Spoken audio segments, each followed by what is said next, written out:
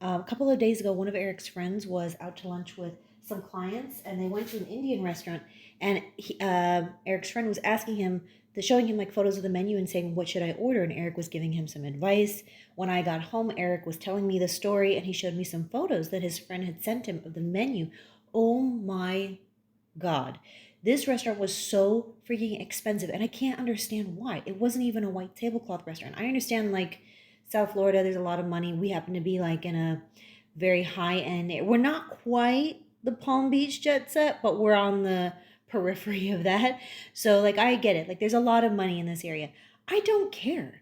You have a lot of nerve to charge that kind of money. And I'll tell you why I think some Indian restaurants get away with this. I think that a lot of American people, especially like white people, they have a crisis of identity, and they feel like there's something so exotic and like a deep knowing about Indian people. That whole, what was that grifter guy who pretended, Deepak Chopra, that was his name, Deepak Chopra. And he pretended to be like this deep, wise guru sage to all these, you know, upper class white middle aged ladies at yoga retreats. I was like, oh my God. And meanwhile, this guy's like playing Candy Crush on his phone when, whenever he's not around them, he's like, oh God, I hate dealing with these women. But he has to do it for a paycheck, right? Like, don't let that be you. You don't need to overpay for Indian food. There's nothing fancy or mysterious about it. This is absolutely stuff you can do yourself. I actually worked at our town's Indian restaurant back when it first opened because the original owners were friends of mine. It's been sold a couple times since then. The menu has changed. Certainly prices have gone up, but I'm just going to show you like a couple of things that my intention is to show everything that we made in the restaurant, and just that way I can show you how you can prep, make ahead. And there's a lot of things that are in Indian restaurants, especially, that are called like bases, base sauces, base gravies that you can use for between 5 and up to 20 different dishes. That's the foundation of that dish. So right now I'm gonna make some chicken curry for our lunch today. Max, stop barking. Who are you barking at? I need 2 tomatoes. I'm using 5 small onions. If you have larger, like white or red onions, you probably would only need 2. The cilantro is not for this. I'm using ghee. Now you could totally use butter, or really you could just use oil. I think butter or oil is gonna be really good for this. I have cumin seeds. I have cashews. I have garam masala. I have cinnamon. Now you could totally use cinnamon sticks. If you are go to an Indian grocery store, you're going to find cinnamon sticks that are. If you go to an Indian grocery store, you're going to find cinnamon sticks from Sri Lanka. That's called Ceylon cinnamon. It does have a different flavor. This is Vietnamese cinnamon. I happen to prefer the Vietnamese cinnamon in North Indian style dishes, and I like the Ceylonese cinnamon in South Indian style dishes. So don't feel that you're like not doing it the authentic way. If you want to use some like cinnamon that's typically found in like non-Indian grocery stores. I'm also using some coriander powder. Rice is just for the later dish. Red Kashmiri chili powder. Now, if you can't handle spice, this is not spicy. I know it says chili powder. Believe me, it's not spicy at all. You just want to make sure it does indeed say Kashmiri chili. That's the not spicy one. I have some cardamom pods. As you see, it's in an old coconut container. You know how white people have like tubs and tubs of country crock? Well, we have like, what is this? Oh, that's something I used to have it in some other container. I'm using a little bit of sugar. Now, mine is jaggery powder. You could totally just use white sugar or even brown sugar. I have some salt. I have cumin powder, and I have turmeric, and I have bay leaves. I highly encourage you to buy bay leaves from the Indian store. Not only is this big pack way cheaper than a tiny, tiny container of bay leaves from like Publix or Walmart, but they are better tasting. I won't say they're better tasting, but the North American bay laurel leaf, it just tastes different. So this is a different taste to me. I think it goes better in Indian curry. So, but if you can't, feel free to just use a regular like North American bay laurel leaf. As always, I have a little bag that I put into a bowl. That's for my food scraps, my waste. I'm not going to be running back and forth to the trash can. That's a great way to make unnecessary messes and spills and drips on your trash can and on the wall near your trash can. Oh no, baby, we're keeping our kitchen clean. So always have this whenever you cook. The first thing that I did is I took a cup of cashews and I put them in water, just enough to cover them. Pop that in the microwave until the water is basically boiling, and I'm just going to let that sit until we're ready to use it. That's going to soften our cashews. Okay, we chopped up our tomatoes and onions. Okay, the next thing that we will do is to a cup, I'm going to add the following: about a teaspoon of coriander powder, a teaspoon of, this was my garam masala. I just ground it up myself, that's why it's in this container. A teaspoon of cumin, a teaspoon of that red Kashmiri chili powder, and a teaspoon of my turmeric. To this, I added just enough water to make something that is thinner than a paste. The reason that you really want to do this is it's going to prevent your spices from burning. Okay, spices, dried spices, they burn very easily. So mix that up and we'll set it aside. And I'm sorry, I did forget to tell you this ingredient, that is oil. You can use either canola or vegetable oil. Don't use too much. We're just going to coat the bottom of the pan. Don't be afraid of this amount of oil. This is, like I said, this is our base gravy. We're going to be able to use some of this and put some also in the fridge. So it's not like this is all just like one serving. Once my oil is heated well, I'm going to add 3 cardamom pods, about a teaspoon of cumin seed. I'm also going to add 1 bay leaf, and I'm going to add about, now you could add a 1-inch piece of a cinnamon stick if that's what you're using. I'm using ground cinnamon. So that's going to go in like towards the end, maybe like half a teaspoon.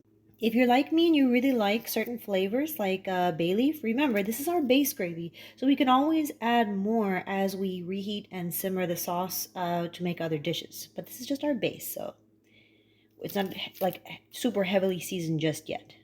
Okay, oil is hot.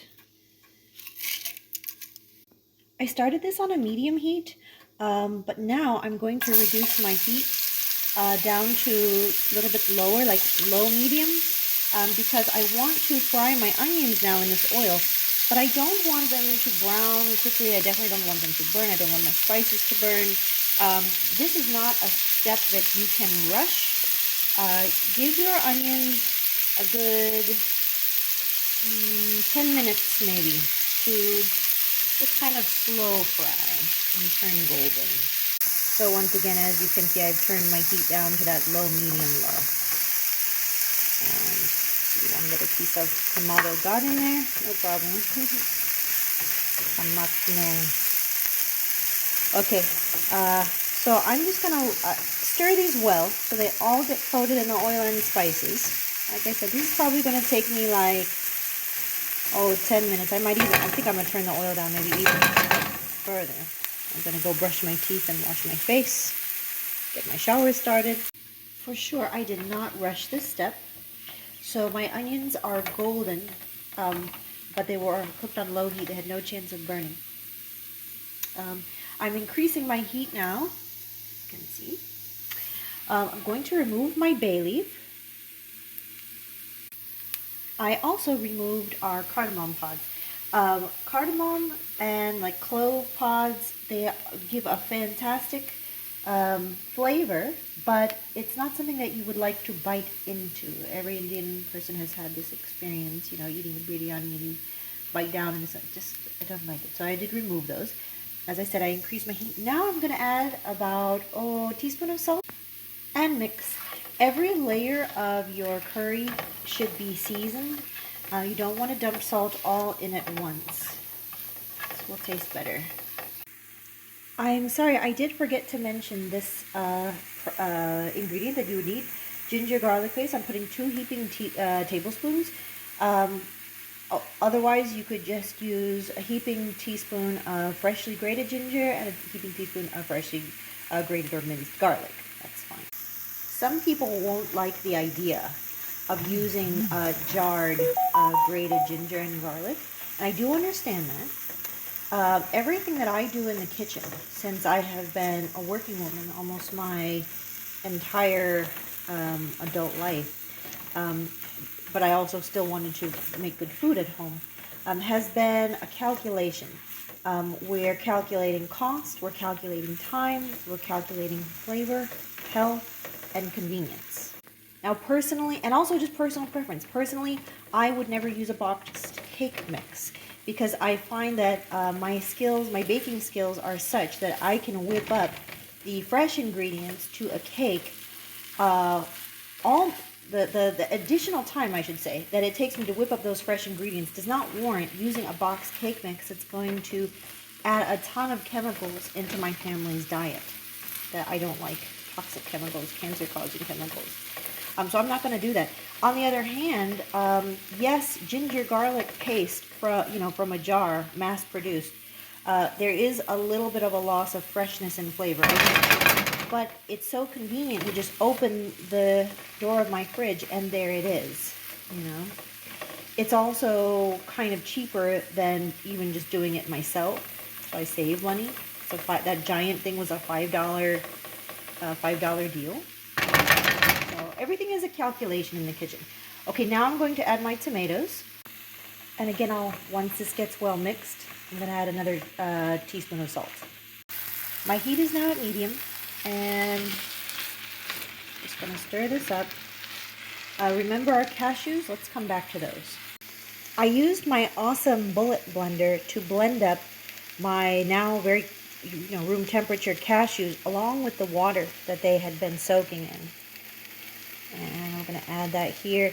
Now what this cashew cream will do is it will give you a nice creamy sauce without having to use cream. You could absolutely use cream, and a lot of Indian restaurants do. But let's go and add a little bit more water to this so we can rinse it out and not lose anything. But this way, someone who is like lactose intolerant can eat this. We've maintained its vegetarian status, and also in case you decide that you want to use this paste. Oh, if you wanted to use this for a butter chicken, I would encourage you not to use the cashew paste. I should say that, but if we're going to use this for like a paneer curry, which is like a farmer's cheese, very delicious curry, that might be gilding the lily a little bit if we were to use heavy cream in here. So the cashew cream is just perfect in that case. More all-rounder ingredient. As it is, this is a little bit too thick for my liking, so I'm going to add some water and thin it out. Adding yet more water.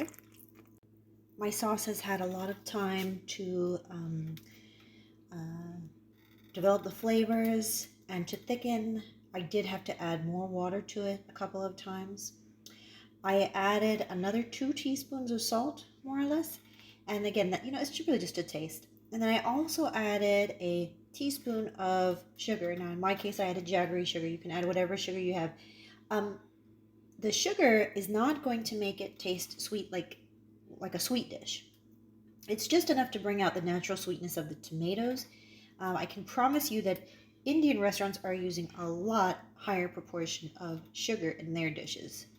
So, okay, I have moved my sauce to another container to just get it out of the way. I wiped out my cooking vessel with a paper towel. I'm allowing it to reheat. I added about 2 teaspoons of oil, a neutral oil.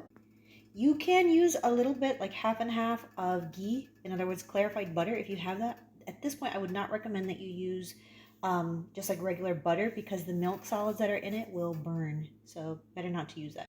I'm now going to add my boneless, skinless chicken thighs. I do recommend thighs for beginners, not breasts. Breasts are actually harder to cook. They're more easy to dry out. So if you're a beginner, you want to start with thighs. Now, a word on washing chicken. Yes, I wash my chicken. I'm not going to show it. It always causes a lot of controversy. I say, I know that some people, there's always one person who will say, the USDA says, I know, the USDA says not to wash your chicken, right? Because when has the government ever lied to you? Here's the bottom line. Did you ever hear that joke about? Did you ever hear the joke about like two guys in the bathroom, and the one guy is like, "Well, in my branch of the military, they taught us to wash our hands after we went to the bathroom," and then the other guy says, "In my branch of the military, they taught us not to pee on our hands." I'm not saying you shouldn't wash your hands. You absolutely should wash your hands. But what I'm saying is, this is all about like staying clean. Like we've talked about staying clean. If you stay clean, you won't get dirty. You won't have to worry about like cleaning dirty messes. Okay, I'm like again. Let me just reiterate. That may have been not the best funny joke, because I do recommend that every time you use the restroom, you wash your hands. Duh. Okay, but if you know how to clean your chicken properly, you're not going to get salmonella all over the sink. There's a very careful way that you do it. Anyway, we've added our bite-sized pieces cut up boneless skinless chicken breast. We have our pan on medium heat. I've added salt and pepper to our chicken. We're just going to let it brown here in the pan. It doesn't have to cook all the way, because it will be able to cook partially in our gravy, but we do want to brown it to give it good flavor. And my chicken has been cooking. I tipped the pan and I removed quite a bit of that oil. So what you're actually seeing is just chicken juices. Didn't quite need one. As little oil in there as possible, because I feel like my sauce is enough. Okay, I'm going to start ladling my sauce over this chicken.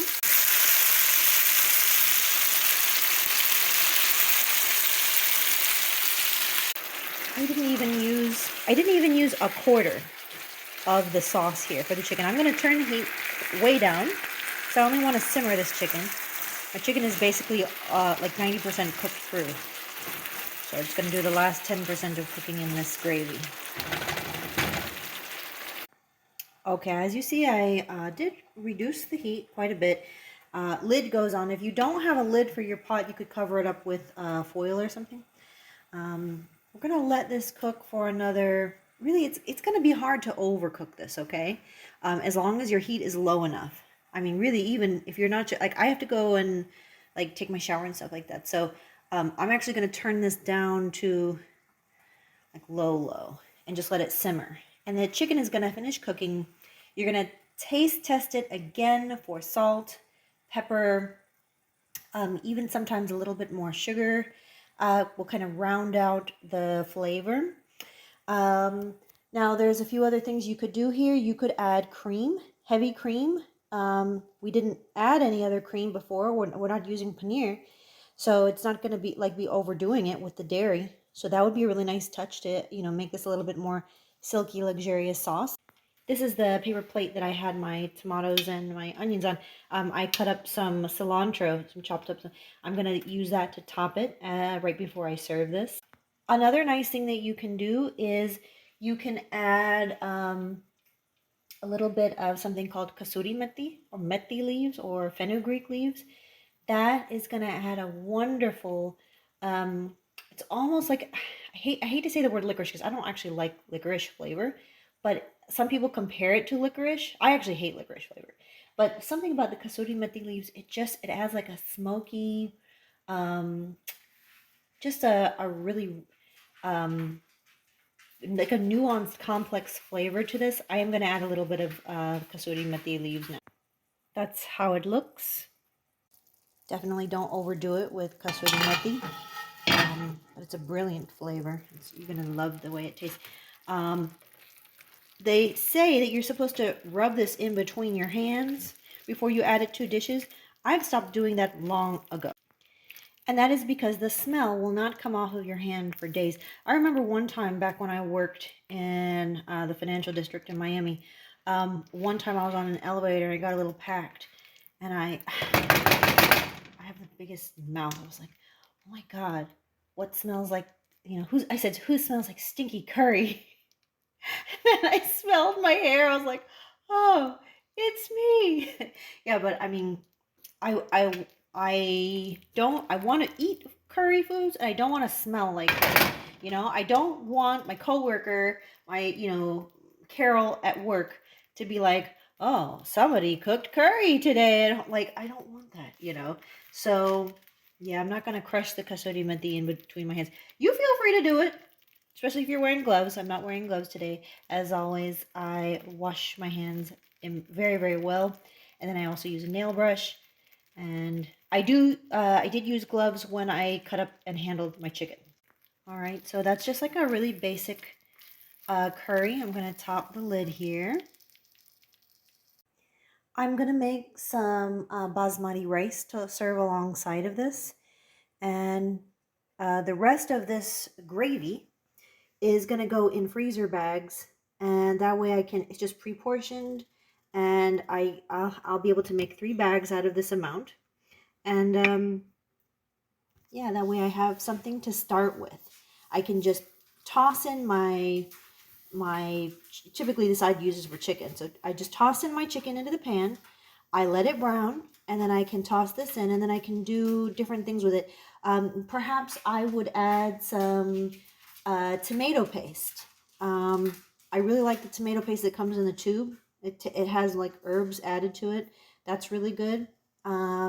Plus, I would add like some ghee, some butter, or maybe even just like, it doesn't even have to be clarified butter, just regular old butter. Saute that with this sauce and kind of make more of like a butter chicken kind of thing. Yeah, you can just keep it in the fridge or freezer, and that way you have something curry-ish. You can also add green chilies if you like, or red chilies. Um, I'm not going to do that. I'm making it for, an American man, just because he can handle spice, which he can. I don't want him to be eating food that he can handle. I want him to be eating food that he likes. So you can add the green chilies to the final dish if you like. I don't recommend you add it to the base gravy. That way you can kind of satisfy everyone's palate.